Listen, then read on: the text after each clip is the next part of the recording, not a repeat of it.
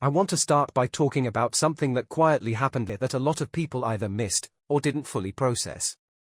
In November and December of 2025, YieldMax went through a wave of reverse splits across a large number of their ETFs. Not just one or two.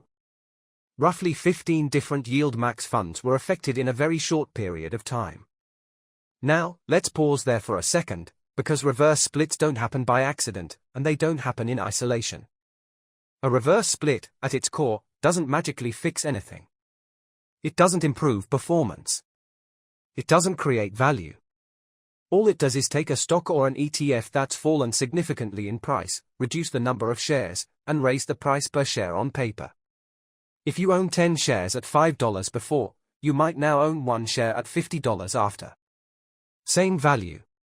Different optics. So the question isn't, what is a reverse split? The real question is, why did so many of these funds need one, all at once?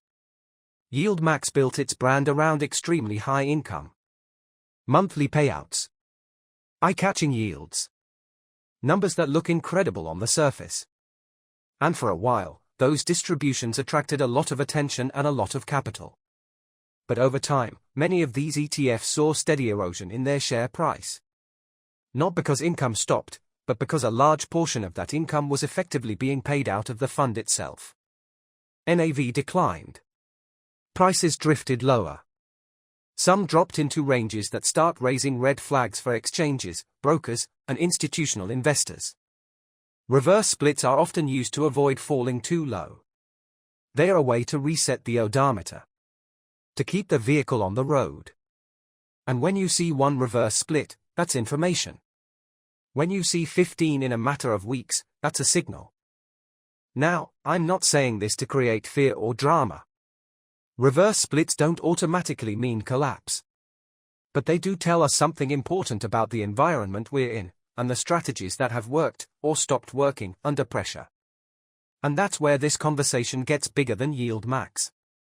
Because what we're really seeing here is a symptom of a world that's becoming more volatile, more compressed, and more unforgiving to leveraged or aggressive income strategies.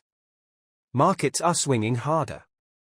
Liquidity conditions change faster. Political instability, global conflict, environmental disruption, and monetary tightening all feed into one another. High-yield products thrive in calm, predictable conditions. They struggle when the ground keeps shifting. So this isn't about condemning YieldMax, and it's not about telling anyone what to buy or sell. It's about awareness. About understanding that yield doesn't exist in a vacuum. Every payout has a cost. Every strategy has a breaking point. And when multiple funds across the same issuer all need structural adjustments at the same time, it's worth paying attention. In the next videos, I want to go deeper into what this might mean going forward. Not just for YieldMax, but for income investing as a whole. For markets navigating geopolitical tension. For portfolios exposed to volatility in ways that aren't always obvious on a monthly distribution statement. All this brings us right to what I want to talk about next. In the next video, we're going to dive into what should investors be watching for after a reverse split cycle. Not from a place of fear, but from a place of awareness, preparation, and perspective. Because in times like these, it's not about trying to predict every move.